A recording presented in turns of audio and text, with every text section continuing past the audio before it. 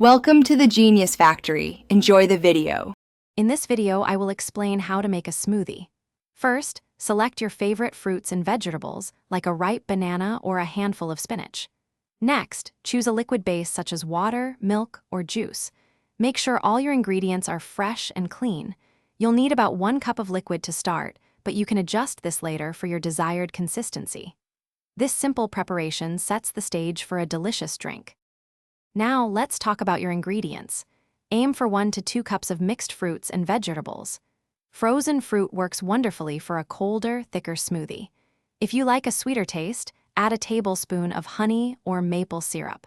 For an extra nutritional boost, consider adding a scoop of protein powder or a teaspoon of chia seeds. These additions can enhance both flavor and health benefits. When you're ready to blend, always pour your liquid into the blender first. This helps the blades move freely and prevents air pockets. Next, add your softer ingredients, followed by any frozen fruits or ice.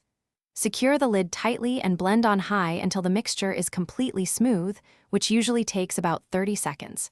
If it's too thick, add a little more liquid, 1/4 cup at a time. Your delicious, homemade smoothie is now ready to enjoy. Pour it into your favorite glass, and if you like, add a garnish like a few berries or a sprinkle of granola for extra texture. This easy method ensures a perfect smoothie every time, customized to your taste. Remember to check the description for a link to some amazing darn tough socks and other great deals. Enjoy your refreshing and healthy creation. Thanks for watching. If you found this helpful, don't forget to like and subscribe.